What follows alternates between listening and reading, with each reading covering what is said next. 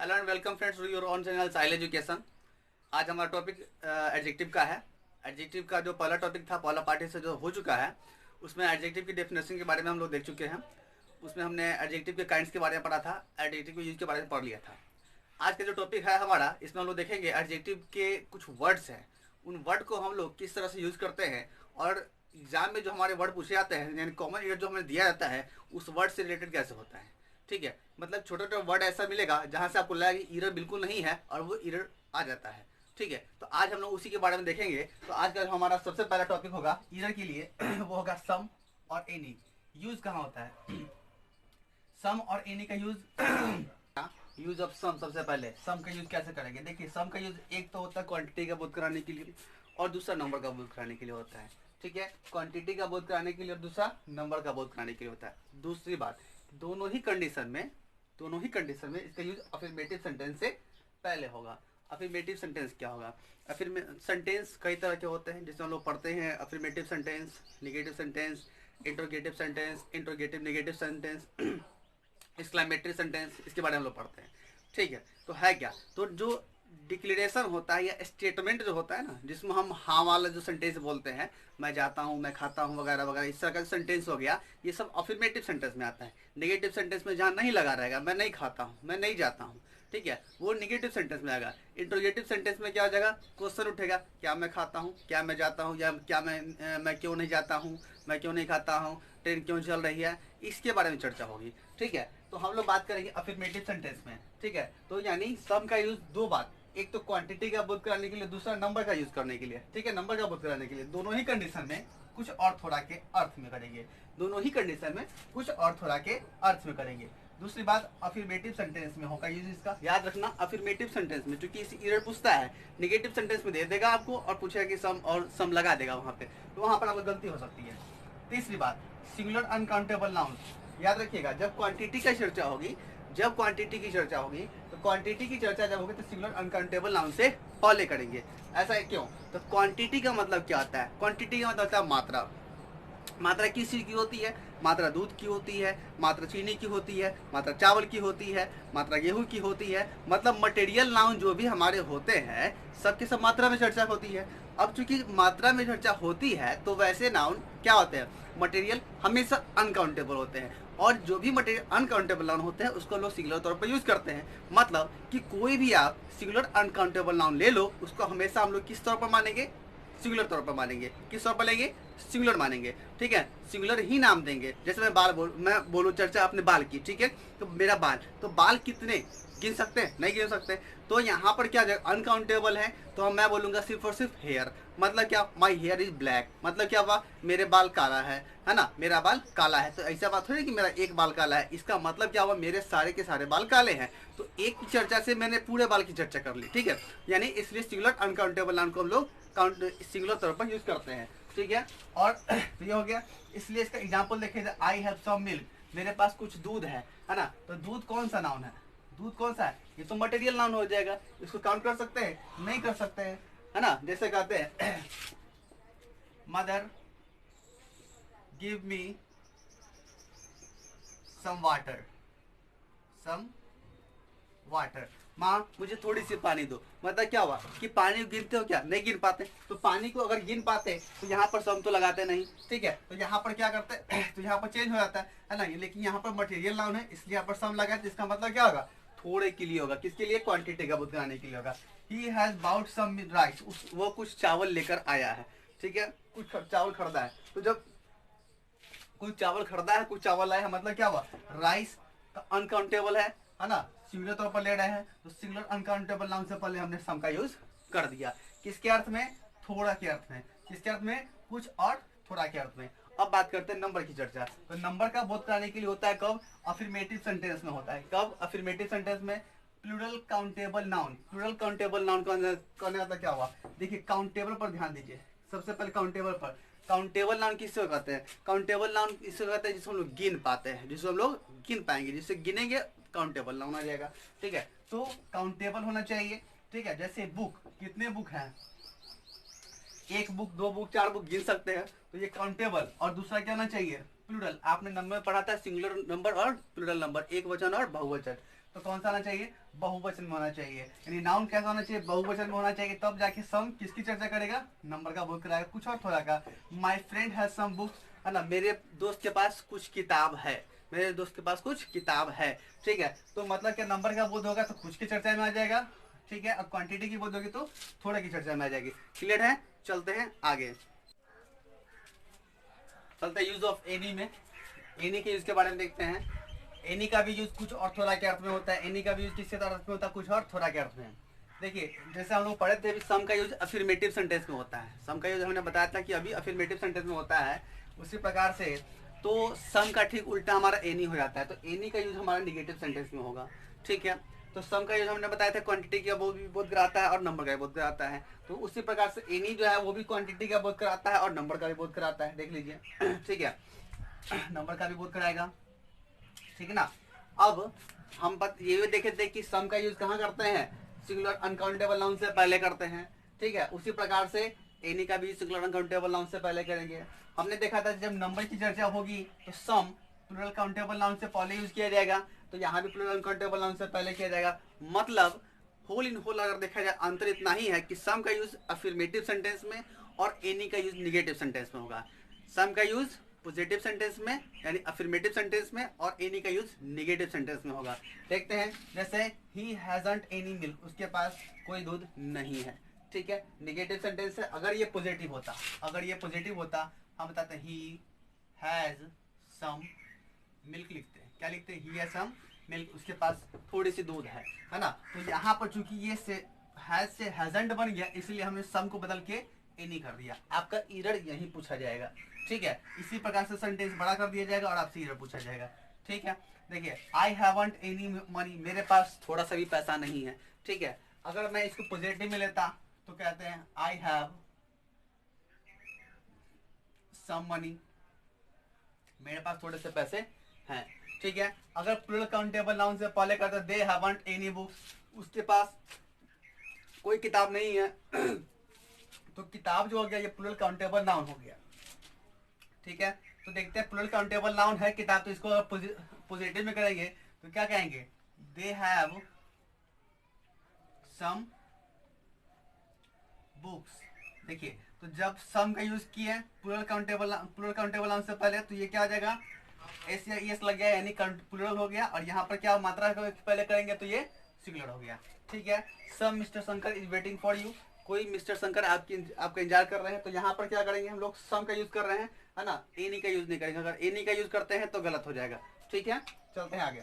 देखिए अगला जो सेंस है इसमें, अगला जो पॉइंट है कि हमने तो ये देखा कि सम और एनी दोनों का यूज, जैसे सम का यूज हम लोग पॉजिटिव सेंटेंस में कर रहे हैं, एनी का यूज निगेटिव सेंटेंस में कर रहे हैं। लेकिन अगर इंट्रोगेटिव सेंटेंस में जाते हैं तो क्या होगा, तो इंट्रोगेटिव सेंटेंस में जब जाएंगे तो दोनों का यूज हम लोग इक्वली कर सकते हैं, ठीक है। देखते हैं कैसे। तो हम अगला पॉइंट जो है हमारा वो हम ये लिखेंगे, सम और एनी का यूज इंट्रोगेटिव सेंटेंस में किया जा सकता है। इंट्रोगेटिव सेंटेंस में किया जा सकता है। मतलब क्या हुआ कि जब तक अफर्मेटिव नेगेटिव था तब तक बाउंडेशन था, अफर्मेटिव नेगेटिव समाप्त हो गया, इंट्रोगेटिव है कोई बाउंडेशन नहीं है, ठीक है। एग्जांपल लिखते हैं, will you give me some milk, क्या तुम मुझे थोड़ा सा दूध दोगे, क्वेश्चन मार्क लग गया, ठीक है।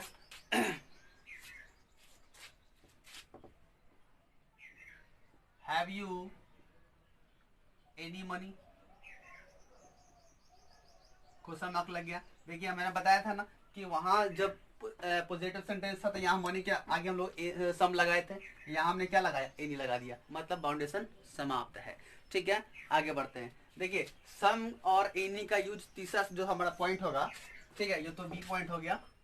जो सी नंबर पॉइंट होगा, सम और एनी का यूज प्रोनाउन के तौर पर भी हम लोग कर सकते हैं। प्रोनाउन क्या, जैसे हम बात करते हैं नाउन का, नाउन और प्रोनाउन, इससे पहले का जो पार्ट हुआ तो उसमें बताए थे नाउन संज्ञा और प्रोनाउन सर्वनाम। मतलब क्या हुआ किसी के नाम की चर्चा होगी, है ना, यानी आप नाम में पढ़े हैं the name of any person place और thing is known as noun, मतलब किसी भी व्यक्तिवाचक व्यक्ति के वस्तु के स्थान के नाम को हम लोग क्या बोलते हैं, संज्ञा, और उसके नाम के बदले में जो शब्द यूज करते हैं उसको हम लोग प्रोनाउन बोलते हैं, अर्थात सर्वनाम बोलते हैं। तो हम कहते हैं कि सम और एनी का यूज, सम और एनी का यूज प्रोनाउन के रूप में भी किया जा सकता है, किया जा सकता है। ठीक है, तो कैसे करेंगे देखते हैं। जैसे आई हैव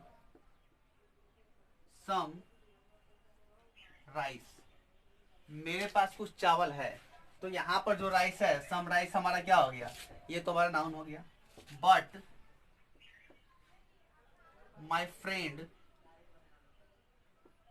हैजंट, अब सोचिए क्या क्या होगा, यहाँ पर सम होना चाहिए या फिर एनी होना चाहिए। तो हमने बताया था कि सम का यूज करेंगे क्वांटिटी से पहले किस सेंस में, अफर्मेटिव सेंटेंस, पॉजिटिव सेंटेंस मतलब, लेकिन एनी का यूज करेंगे किस सेंस में, निगेटिव सेंटेंस में, क्वांटिटी का बोध कराने के लिए। तो हैजंट, ये जो राइस है किसके लिए आया, क्वांटिटी के लिए आया, तो यहाँ पर क्या लगा देंगे, एनी लगा देंगे, सम नहीं लगाएंगे। मतलब इस राइस के लिए क्या आ गया, एनी आ गया।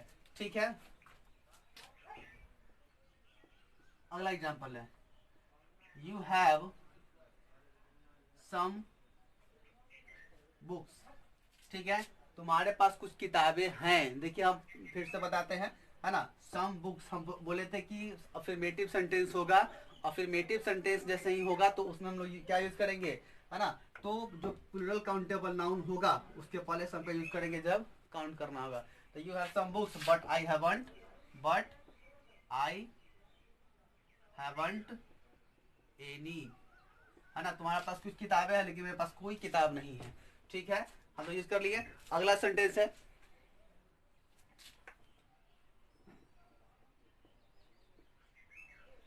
नीलू हैजंट एनी पेन, नीलू के पास कोई पेन नहीं है, बट आई हैव सम।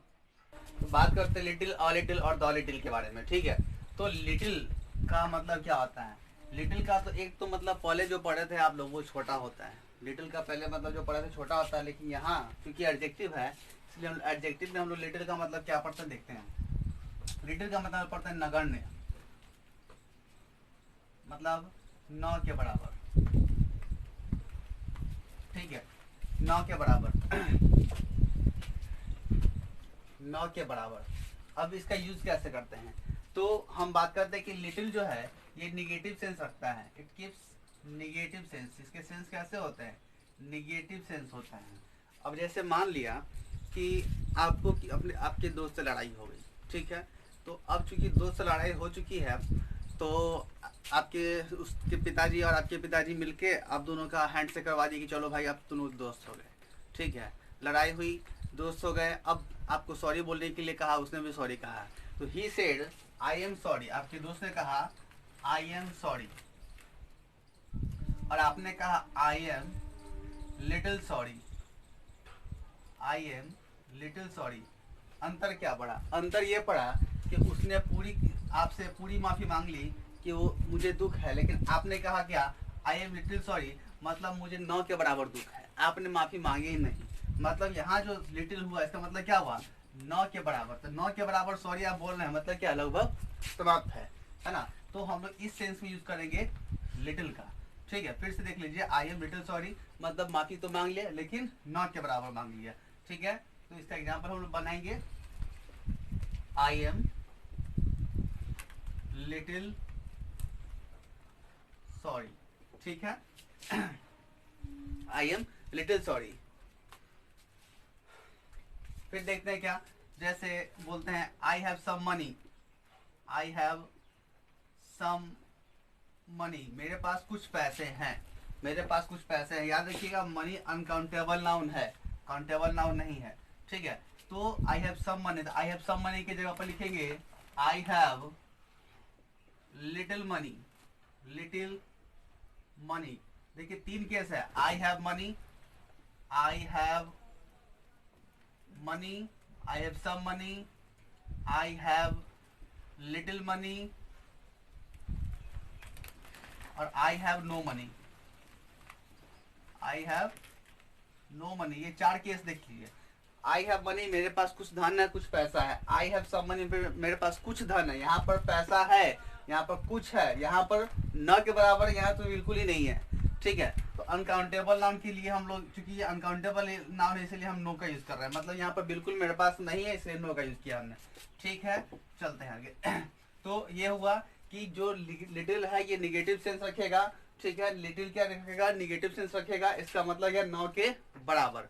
चलते हैं ऑल लिटिल में। ऑल लिटिल देखिए ये पॉजिटिव सेंस रखेगा। कौन सा सेंस रखेगा, पॉजिटिव सेंस होगा इसमें, पॉजिटिव सेंस होगा इसमें, पॉजिटिव सेंस है ना। लिटिल में ऑल लिटिल में कौन सा सेंस होगा, पॉजिटिव सेंस। बार बार मैं बोल रहा हूँ, इस पर ध्यान देंगे। ठीक है, इसका मतलब क्या होता है, थोड़ा। इसका मतलब क्या होता है, थोड़ा। क्या होता है, थोड़ा या कुछ। इसका मतलब क्या होगा, थोड़ा या कुछ होगा। इसका जो यूज करेंगे हम लोग SUN, सन यानी सिंगुलर अनकाउंटेबल नाउन। हम कल फिर बताए थे कि सिंगुलर अनकाउंटेबल नाउन क्या होगा, यानी वैसा नाउन जिसको हम लोग काउंट नहीं कर सकते हैं उसको हम लोग अनकाउंटेबल बोलते हैं। और अनकाउंटेबल नाउन को हमेशा हम लोग सिंगुलर के तौर पर लेते हैं। जैसे हम बोले थे राइस के बारे में, राइस आप चावल खरीद के लाते हो कि बहुत सारे चावल खरीद के लाते हो, राइसेस लाते हो। आप राइस खरीद के लाते हो, राइसेस नहीं लाते हो, क्योंकि आप काउंट नहीं कर पाते हो। ठीक ना, तो काउंट नहीं कर पाते हैं तो ये राइस हम लोग बोलेंगे। यानी जो भी अनकाउंटेबल नाउन है, हम चूंकि उनको काउंट नहीं कर पाते उसको जब भी लिखेंगे तो सिंगुलर के तौर पर लिखेंगे। ठीक है, तो चलते हैं। तो इसका मतलब क्या था, थोड़ा या कुछ। जैसे हम बोलते हैं कि I have a little, I have a little money, मतलब कि मेरे पास थोड़ा कुछ पैसा है। यहाँ पर क्या था, आई हैव लिटिल मनी, कि मेरे पास 9 के बराबर पैसा है, मेरे पास 9 के बराबर पैसा है। और यहां पर क्या है, मेरे पास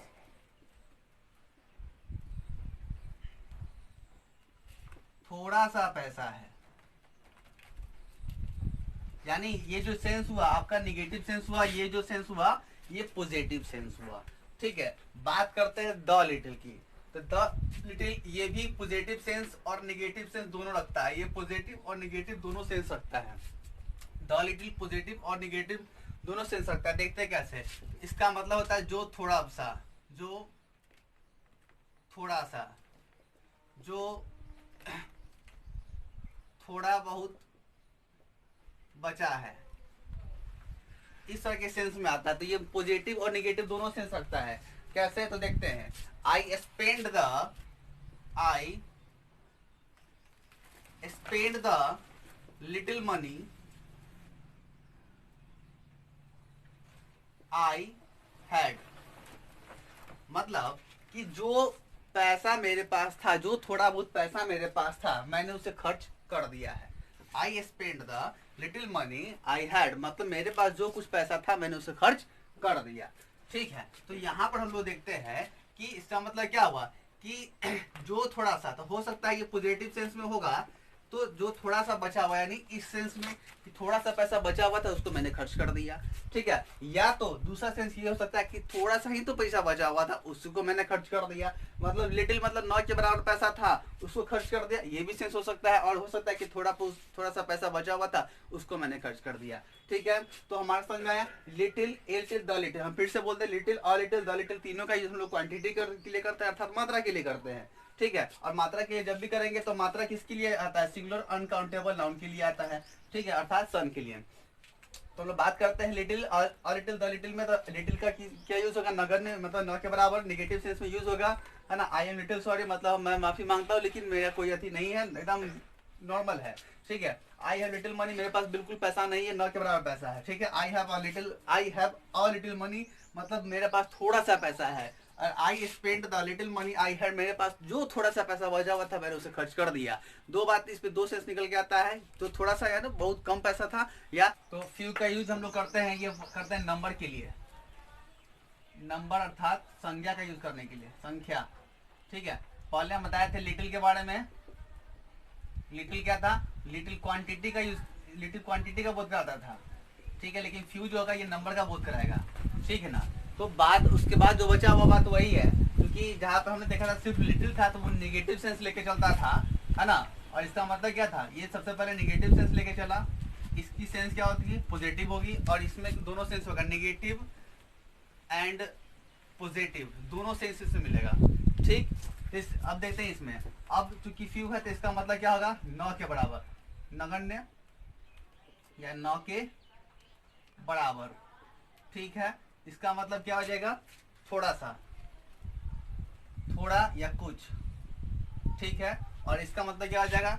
जो थोड़ा बहुत, जो थोड़ा बहुत इत्यादि। ठीक है, तो नगण्य जैसे हम लोग यहाँ बोलेंगे, तो अब चूंकि संख्या है तो संख्या का बोध कराना होगा, तो क्या हम क्या लेंगे? SUN लेंगे, सिंगुलर अनकाउंटेबल नाउन लेंगे, या फिर काउंटेबल नाउन लेंगे।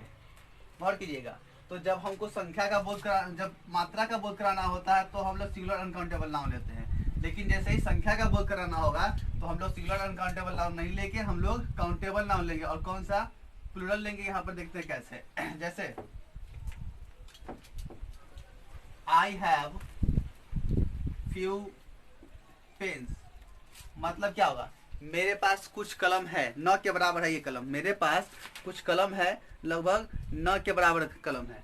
ठीक है, कहते हैं कि few boys are absent today, class खुली है, few boys are absent today, मतलब क्या हुआ कि कितने बच्चे एब्सेंट है? 9 के बराबर, मतलब प्रेजेंस, मतलब प्रेजेंसी कितना है? 100% लगभग है, लगभग 99% कह सकते हैं, थोड़ा सा कम है। मतलब फ्यू का मतलब 9 के बराबर लड़के एब्सेंट हैं, मतलब आज सभी के सभी लड़के लगभग आए, इक्का दुक्का होगा जो एब्सेंट होगा। ठीक है, बढ़ते हैं आगे। ऑफ यू, ऑफ यू का मतलब क्या हुआ? थोड़ा या कुछ। ऑफ यू का मतलब क्या होगा? थोड़ा कुछ। जैसे मैं बोलता हूँ I need of you pens, मुझे थोड़े से पेन्स की आवश्यकता है, मुझे थोड़े से पेन्स की आवश्यकता है। याद रखिएगा, इसमें हम लोग काउंटेबल नाउन को लेंगे, मनी का यूज नहीं करेंगे इसमें। ठीक ना। बढ़ते हैं द फ्यू में। द फ्यू में क्या देखते हैं? जो थोड़ा बहुत। ठीक है, जैसे the few pens, the few pens that I bought yesterday, that I bought yesterday had been stolen. ठीक है ना। The few pens that I bought yesterday have been stolen, मतलब क्या? सॉरी, have been होगा, है ना। कुछ पेन, है ना, जो कुछ पेन, द फ्यू पेन मतलब जो कुछ पेन, चाहे 2 हो चाहे 10 हो, जो कुछ पेन खरीद कर हम लाए थे कल, वो क्या हो गया? आज चोरी हो गया है। ठीक है ना, वो क्या हुआ है? चोरी हो गया। तो मतलब इसका क्या यूज होगा? पॉजिटिव सेंस में भी और निगेटिव सेंस में भी, है ना। तो जो कुछ पेन में 2 सेंस होते हैं, या तो बहुत सारे भी होते हैं, है ना। मतलब 100 पेन था, 100 का पेन, मतलब उसके बारे में बोलते हैं कि जो कुछ पेन खरीद लाए थे वो चोरी हो गया, और जो थोड़ा सा पेन लेके आया तो वो भी चोरी हो गया। तो मतलब दोनों सेंस आता है इसमें द फ्यू में। ठीक है, क्लियर है? बढ़ते आगे। मच और मेनी, अगला जो हमारा पॉइंट है वो है मच और मेनी। मच का मतलब ये होता है बहुत, और मेनी का मतलब ये क्या होता है? बहुत। कभी आपने सुना है I love you so many? इस तरह का लैंग्वेज कभी सुना है आपने? कभी नहीं सुना होगा। आपने सुना होगा I love you so much. क्यों? क्योंकि यहाँ पर जो है, ये जो लव है, ठीक है, ये लव क्या है? तो लव जो है हमारा अनकाउंटेबल नाउन है। लव क्या हमारा? सिंगुलर अनकाउंटेबल नाउन है। तो सिंगुलर अनकाउंटेबल नाउन के लिए हम लोग कभी भी संख्या का बोध नहीं कराते हैं, हमेशा किसका काम होता है? मात्रा का। ठीक ना, इसलिए लव के साथ कभी मेनी नहीं लगाते हैं। तो I love you so much, तो मतलब क्या हुआ? मैं तुमसे बहुत प्यार करता हूँ। ठीक है ना। तो उसी प्रकार से तो मच का मतलब क्या हो जाएगा? मच का मतलब हो जाएगा बहुत। किसके लिए यूज होगा? तो मात्रा के लिए यूज होगा। ठीक है, सिंगुलर अनकाउंटेबल नाउन से पहले यूज होगा। ठीक है, फिर से सुन लीजिएगा, सिंगुलर अनकाउंटेबल नाउन से पहले शुरू हो जाएगा। ठीक है, आई नीड मच मनी, मुझे अधिक पैसे की जरूरत है। ठीक है, मेनी, मेनी का मतलब भी बहुत हो जाएगा, संख्या के लिए यूज होगा, लेकिन ये प्लूरल काउंटेबल नाउन से पहले यूज होगा। I need many books. अब हम एक चीज आपको बताते हैं, आप पहले पढ़े होंगे सब्जेक्ट और ऑब्जेक्ट के बारे में। किसके बारे में? सब्जेक्ट और ऑब्जेक्ट के बारे में। सब्जेक्ट और ऑब्जेक्ट में क्या अंतर है? गौर से सुनेंगे, सब्जेक्ट और ऑब्जेक्ट में क्या अंतर है, क्योंकि इसका डायरेक्ट रिलेशन है अभी मच और मेनी से, अभी जो हम बताने जा रहे हैं। सब्जेक्ट जो काम करेगा, जो काम करेगा, ऑब्जेक्ट जिस पर फर्क पड़ेगा। ठीक है, जैसे आई अगर सब्जेक्ट है तो इसका ऑब्जेक्ट क्या हो जाएगा? मी हो जाएगा। ठीक है, तो जो काम करने वाला होगा उसको सेंटेंस में हम लोग सब्जेक्ट बोलते हैं, और जिस पर फल पड़ेगा, जिस पर असर पड़ेगा, उसको हम लोग क्या कहेंगे? ऑब्जेक्ट बोलेंगे। तो एक चीज याद रखिएगा, मच और मेनी का यूज अफर्मेटिव सेंटेंस में कभी भी ऑब्जेक्ट से पहले नहीं करना है। अगर कभी ऑब्जेक्ट से पहले मच और मेनी का यूज होता है तो आपका क्वेश्चन गलत होगा, एरर होगा उसमें। ठीक है ना, तो फिर से सुन लीजिए, मच एंड मेनी का यूज, मेनी का यूज अफर्मेटिव सेंटेंस में, अफर्मेटिव सेंटेंस में ऑब्जेक्ट से पहले नहीं करेंगे, ऑब्जेक्ट से पहले नहीं करेंगे, याद रखिएगा। अब मन में ये बात चल रही है कि जब ये यूज नहीं करेंगे तो क्या करेंगे, तो इसके बदले मैं जो वर्ड बताने जा रहा हूं उसका यूज करेंगे। अक्सर हमें एरर में मिल जाता है कि ऑब्जेक्ट से पहले मच लगा दिया जाएगा, ऑब्जेक्ट से पहले मेनी लगा दिया जाएगा, तो वहां पर गलती हो जाती है। तो चलते हैं, कुछ वर्ड मैं बता रहा हूं जिसका यूज हम लोग करेंगे ऑब्जेक्ट से पहले मच के स्थान पर या फिर मेनी के स्थान पर। तो जैसा कि मैंने बताया कि मच के लिए हम बोले कि अफर्मेटिव सेंटेंस में ऑब्जेक्ट के पहले तो यूज नहीं करेंगे हम लोग डायरेक्ट मच का, ठीक है, या फिर मेनी का, है ना। तो यूज क्या करेंगे, तो उसके लिए हम लोग कुछ वर्ड लेकर आए। तो वर्ड है क्या? A great deal of, a good deal of, a large quantity of, plenty of, a lot of, enough of. इन शब्द का यूज कर सकते हैं मच के बदले, कहाँ? Before object, before object. A good deal of money is needed for this work, मतलब काफी अधिक पैसों की आवश्यकता है इस काम के लिए। तो यहाँ पर जो किसकी आवश्यकता है, तो पैसों की आवश्यकता है, तो पैसा यहाँ पर ऑब्जेक्ट बन गया है। क्या बन गया है? यहाँ पर ऑब्जेक्ट बन गया है। उसी प्रकार से मेनी में जब हम लोग आते हैं तो मेनी में देखते हैं a good many of, a great many of, a great number of, great numbers of. यहाँ ध्यान देंगे अ लगा पाए, नंबर है, ग्रेट है तो नंबर्स है। A large number of, plenty of, lot of, lots of, numerous, enough of, large number of। ठीक है, तो मतलब क्या हुआ, जहां जहां मेनी का यूज करना है ऑब्जेक्ट से पहले तो मेनी के बदले ये इसका यूज करेंगे इन वर्डों का। ठीक है, एग्जांपल देखते हैं, large number of students were present in the class, काफी अधिक संख्या में स्टूडेंट प्रेजेंट थे, कहाँ? अपनी कक्षा में। देखिए आपको जो एरर मिलेगा वो कैसे मिलेगा, अ लार्ज नंबर के बदले आपको क्या देगा? मेनी दे देगा। यहाँ पर many students were present in the class, बस हो गया बेड़ा गर्क। जैसे ही मैंने दिया मतलब क्या हुआ, यहाँ पर स्टूडेंट ऑब्जेक्ट हो गया, डायरेक्ट काम तो नहीं कर रहा है ना, सब्जेक्ट है, सब्जेक्ट तो डायरेक्ट नहीं, ऑब्जेक्ट है। और चूंकि ऑब्जेक्ट है तो अभी हम जस्ट पहले बताएं कि अफर्मेटिव सेंटेंस जब होगा तो अफर्मेटिव सेंटेंस में ऑब्जेक्ट से पहले हम लोग मेनी का या फिर मच का डायरेक्ट यूज नहीं करेंगे, है ना। अगर प्लूरल काउंटेबल नाउन है, अगर प्लूरल काउंटेबल नाउन है तो हम लोग इन शब्द का यूज करेंगे। अर्थात प्लूरल काउंटेबल नाउन है तो किस में चला जाएगा? संख्या में चला जाएगा, और संख्या में जैसे आएगा तो इन शब्दों का यूज में करेंगे जरूरत अनुसार। और अगर क्वांटिटी की चर्चा होगी, क्वांटिटी की चर्चा होगी, है ना, यानी सिंगुलर अनकाउंटेबल नाउन होगा तो क्वांटिटी की चर्चा होगी, क्वांटिटी मतलब मात्रा की चर्चा होगी, तो इनमें से किसी एक वर्ड का यूज करेंगे जरूरत के अनुसार। ठीक है, चलते हैं आगे मेनी ऑफ की यूज के बारे में। मच और मेनी का तो देख लिया हमने, मच और मेनी का यूज हमने पढ़ लिया। अब है मेनी ए और मेनी एन का यूज। ठीक है ना, मेनी ए या फिर मेनी एन का यूज, ये तो डिपेंड करेगा ए और एन किस पे, तो साउंड पे डिपेंड करेगा। अगर कॉन्सोनेंट साउंड होगा तो ए लगाएंगे और वोवेल साउंड लगा तो एन का यूज करेंगे। ठीक है, लेकिन मेनी तो बात क्या, तो अनेक के अर्थ में, दोनों का यूज किस अर्थ में होगा? अनेक के अर्थ में होगा। सिंगुलर काउंटेबल नाउन के पहले करेंगे, सिंगुलर काउंटेबल नाउन के पहले करेंगे, इसलिए इसके साथ सिंगुलर वर्ब का यूज होगा। लेकिन अंतर क्या होगा? अंतर ये होगा कि प्लूरल मीनिंग रखेगा ये, मतलब कि हम लोग यूज करेंगे सिंगुलर काउंटेबल नाउन से पहले, वर्ब भी सिंगुलर देंगे, लेकिन तो इसका जो मीनिंग होगा वो क्या होगा, वो प्लूरल मीनिंग होगा। जैसे देखते हैं, many a man was killed in the gulf war, मतलब कि बहुत सारे लोग मरे थे, गल्फ वार में मारे गए थे। तो यहाँ देखिए वाज, ये वाज कौन सा वर्ब है, सिंगुलर वर्ब है, ठीक है। तो many a man singular countable noun हो गया, ठीक है। लेकिन अब यहाँ देखेंगे मेनी मेन वेयर किल्ड, मतलब क्या हुआ, हम ये लिखे या फिर हम लिखे मेनी मेन, ये मेन क्या है, मैन जो हो गया, ये तो सिंगुलर नाउन हो गया, और प्लूरल नाउन क्या हो जाएगा इसका, मेन हो जाएगा।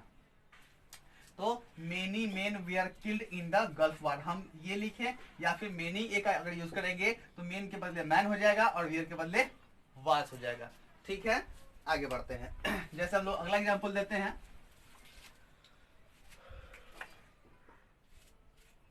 मेनी एन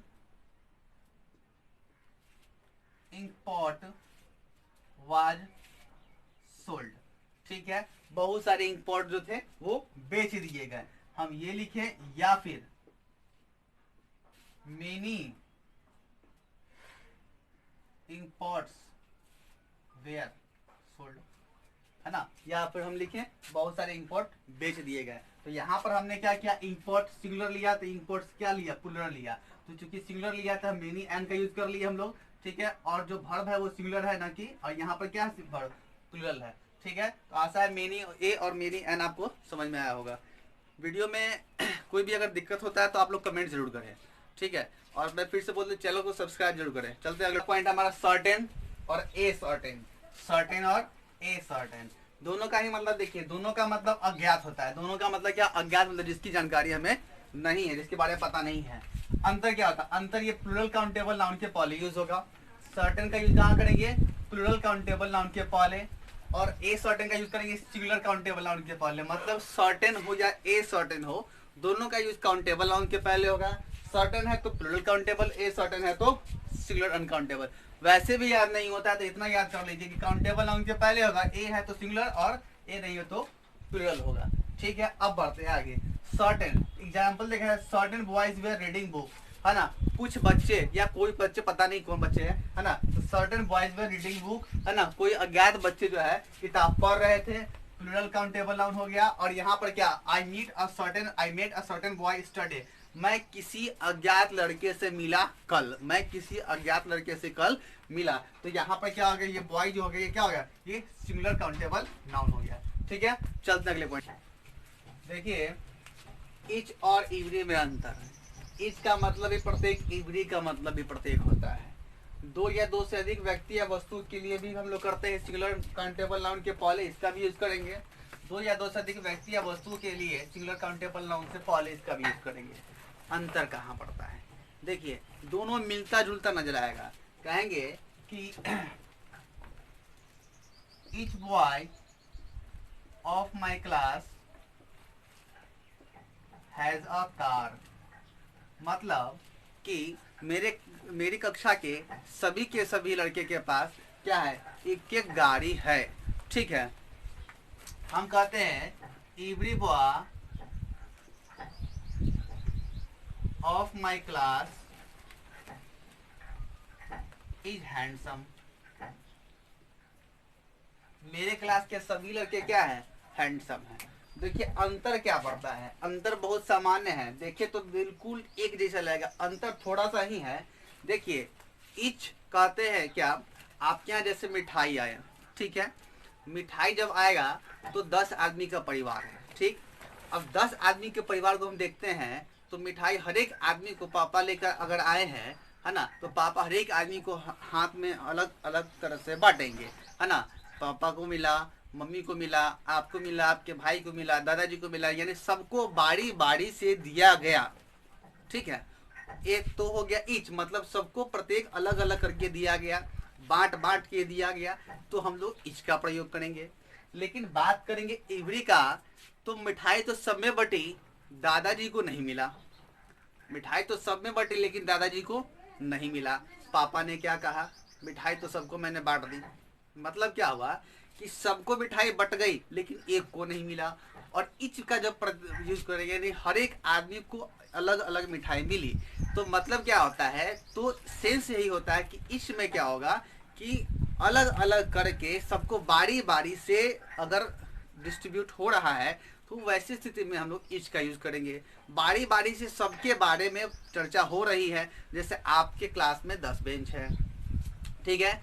10 बेंच पर क्या हुआ कि 10 बेंच में से पेंटर आया, 10 बेंच को बारी बारी से पेंट किया, ठीक है ना। और दूसरे क्लास में भी 10 बेंच है, एक पेंटर आया 9 बेंच को पेंट कर दे, एक बेंच को पेंट करना भूल गया। अगर पूछा गया कितने बेंच को पेंट किया, तो बोले जाएगा जो क्लास ए जो आपका क्लास था जिसमें 10 बेंच को पेंट किया, उसने कहा गया कि मैंने सब बेंच को पेंट कर दिया, उसने भी सब बेंच को पेंट कर दिया। तो मतलब क्या होगा, तो वहां उसका कहना था सब बेंच को पेंट कर दिया, तो फिर भी एक तो छूट गया। लेकिन अगर बात किया तो मैंने बारी बारी से हर एक बेंच को पेंट किया है, तो वहां पर इच का प्रयोग करेंगे। और सबको एक दर से, जैसे हम लोग कहते हैं समदर के जो बोलते हैं हम लोग, है ना, तो वहां पर इवरी का यूज करेंगे। जैसे बाराती आई, बारात में बहुत सारे लोग आते हैं, तो नाश्ता बढ़ता है, तो नाश्ता में हर एक आदमी को कैसे होता है, आप आइए लीजिए, आप आइए लीजिए, या फिर सबको जाके बारी बारी से दिया जाता है, ठीक है। तो पूछा गया कि भाई सबको नाश्ता मिल गया, तो हाँ सबको नाश्ता मिल गया, कैसे दिए, तो हर एक आदमी को जाके हाथ में दिए हैं, है ना, पर व्यक्ति को एक एक करके दिया गया। लेकिन अब एक आध व्यक्ति छूट गया, तो सेंस क्या आता है, जब कोई छूटा नहीं तो इच का यूज हो गया। और जब मिला के बोल दिए सबको मिल गया, एक आध आदमी नहीं खाया, तो उसमें कोई फर्क नहीं पड़ता है, तो हम किसका यूज करेंगे, ईवी का यूज करेंगे। बेसिकली दोनों में यही अंतर है, ठीक है। तो इसलिए दोनों का मतलब प्रत्येक होता है, सेंस में थोड़ी सी चेंजिंग आती है, ठीक है। बात करते हैं हम लोग इच का यूज आगे देखते हैं, तो इच ऑफ के बारे में देखते हैं, ठीक है। इच ऑफ क्या होता है, each of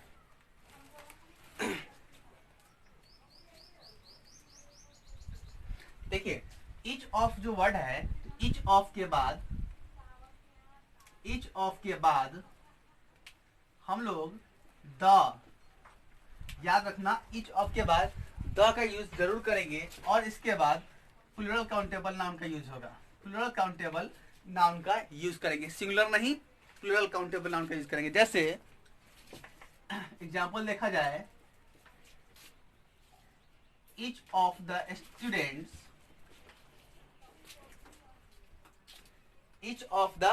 students has a book, मतलब कि विद्यार्थी में से सभी के पास एक एक किताब है, ठीक है। each of the students has a book, यानी विद्यार्थियों में से सभी के पास एक एक किताब है। और यहाँ क्या मतलब होगा, each boy of my class has a car, यानी मेरे क्लास के सभी विद्यार्थी के पास अपना अपना गाड़ी है, ठीक। बढ़ते आगे, इवरी में देखते हैं, तो इवरी का यूज, इवरी का 2 यूज देख चुके हैं। इवरी का use nearly almost practically without exception के बाद भी होता है, यहाँ पर इच का यूज नहीं करेंगे, याद रखिएगा। जैसे I have read almost every book I had, मतलब कि मेरे पास लगभग जो किताब था मैंने सबको पढ़ लिया। तो यहाँ पर इवरी का यूज किस सेंस में हो जाएगा, इवरी का यूज हो जाएगा किस सेंस में, अबाउट के सेंस में। अबाउट मतलब क्या, लगभग के सेंस में। किसके सेंस में हो जाएगा, लगभग के सेंस में हो जाएगा इवरी का यूज, है ना। I have read almost every book I had, मतलब क्या हुआ, मेरे पास जितना का जितना किताब था लगभग मैंने सभी के सब किताबों क्या कर लिया है, पढ़ लिया है, ठीक है ना। तो यहाँ पर हम लोग किसका यूज करेंगे, एवरी का। कभी भी इच का यूज यहाँ पर न करें, गलत हो जाएगा। दूसरा जो हिस्सा है वो देखते हैं हम लोग, दूसरा जो पॉइंट है, सॉरी, इवरी के बाद अगर न्यूमरल एडजेक्टिव होता है, न्यूमरल एडजेक्टिव का मतलब क्या होगा, 1 2 3 4 5 6 जो भी नंबर्स है ना, उसी को न्यूमरल एडजेक्टिव बोलते हैं। इसका भी वीडियो मैंने पिछले वाला जो एडजेक्टिव था यानी पार्ट 1 उससे बता दिया था मैंने, न्यूमरल एडजेक्टिव के बारे में बताया था मैंने, जिसमें 2 तरह के होते हैं, एक डेफिनेट और एक होता है इंडेफिनेट। डेफिनेट में होता है क्या, कार्डिनल नंबर एडजेक्टिव और ordinal number adjective. Cardinal number adjective जो होगा, जैसे 1 2 3 4 5 6 जो हो गया कार्डिनल नंबर में आएगा। ऑर्डिनल नंबर में जो आएगा तो फर्स्ट सेकंड थर्ड फोर्थ जो भी आएगा वो हो जाएगा, फर्स्ट हो जाएगा, नेक्स्ट हो जाएगा, लास्ट हो जाएगा, ये सब का सब ऑर्डिनल में आएगा। हम ये भी बताए थे कि जो ऑर्डिनल नंबर होगा यानी ऑर्डिनल एडजेक्टिव जो होगा, न्यूमरल एडजेक्टिव, उसमें हम लोग द हमेशा लगाएंगे। अगर कभी भी आपको कॉमन एरर मिल जाए उसमें आपको न्यूमरल एडजेक्टिव यानी फर्स्ट सेकंड लास्ट, है ना, इस तरह का जो वर्ड होगा उसके ऊपर द नहीं लगे तो आप मान लेना वहीं पर गलती छुपा है, ठीक है। देखते हैं, तो बात बोल रहे हैं क्या कि न्यूमरल एडजेक्टिव का यूज, है ना, तो न्यूमरल एडजेक्टिव के यूज हो तो इसके बाद प्लूरल नाउन का यूज होता है। तो एवरी 10 गर्ल, तो 10 तो हो गया ये न्यूमरल एडजेक्टिव, इसके बाद क्या आ रहा है, नाउन आ रहा है, तो ये नाउन क्या होगा, सिंगुलर नाउन के प्लूरल हो जाएगा, तो एवरी 10 गर्ल क्या हो जाएगा, एवरी 10 गर्ल्स हो जाएगा, ठीक है। ये आज का वीडियो यहीं तक है। कल एक और सेशन मैं दूंगा, यानी इसके बाद एक और वीडियो बनेगा जो एडजेक्टिव पर लास्ट होगा। उसके बाद मैं जो बताऊंगा है ना, वो होगा आपको डिग्री ऑफ कंपैरिजन पर। ठीक है, चलते हैं, देखते हैं आगे। तो एवरी का यूज, एवरी का दो यूज देख चुके हैं। एवरी का use nearly almost practically without exception के बाद भी होता है। यहाँ पर इच का यूज नहीं करेंगे, याद रखिएगा। जैसे I have read almost every book I had, मतलब कि मेरे पास लगभग जो किताब था मैंने सबको पढ़ लिया। तो यहाँ पर एवरी का यूज किस सेंस में हो जाएगा? एवरी का यूज हो जाएगा किस सेंस में? अबाउट के सेंस में। अबाउट मतलब क्या? लगभग के सेंस में। किसके सेंस में हो जाएगा? लगभग के सेंस में हो जाएगा एवरी का यूज, है ना। I have read almost every book I had, मतलब क्या हुआ? मेरे पास जितना का जितना किताब था लगभग मैंने सभी के सब किताब क्या कर लिया है? पढ़ लिया है। ठीक है ना। तो यहाँ पर हम लोग किसका यूज करेंगे? एवरी का। कभी भी इच का यूज यहाँ पर ना करें, गलत हो जाएगा।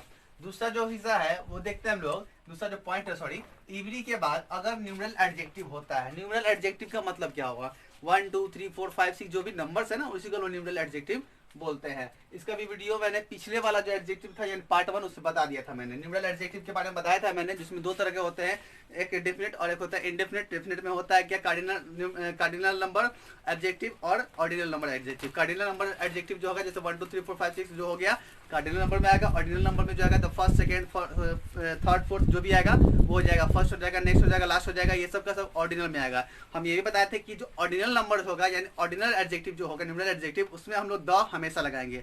अगर कभी भी आपको कॉमन एरर मिल जाए उसमें आपको न्यूमरल एडजेक्टिव यानी फर्स्ट सेकेंड लास्ट, है ना, इस तरह का जो वर्ड होगा उसके ऊपर द नहीं लगे तो आप मान लेना वहीं पर गलती छुपा है। ठीक है, देखते हैं। तो बात बोल रहे हैं क्या कि न्यूमरल एडजेक्टिव का यूज, है ना। तो न्यूमरल एडजेक्टिव के यूज हो तो इसके बाद प्लूरल नाउन का यूज होता है। तो एवरी 10 गर्ल, तो 10 तो हो गया ये न्यूमरल एडजेक्टिव। इसके बाद क्या आ रहा है? नाउन आ रहा है। तो ये नाउन क्या होगा? सिंगुलर नाउन के प्लूरल हो जाएगा। तो एवरी 10 गर्ल क्या हो जाएगा? एवरी 10 गर्ल्स हो जाएगा। ठीक है, ये आज का वीडियो यहीं तक है। कल एक और सेशन मैं दूंगा, यानी इसके बाद एक और वीडियो बनेगा जो एडजेक्टिव पर लास्ट होगा। उसके बाद मैं जो बताऊंगा है ना, वो होगा आपको डिग्री ऑफ कंपैरिजन पर। ठीक है, चलते हैं।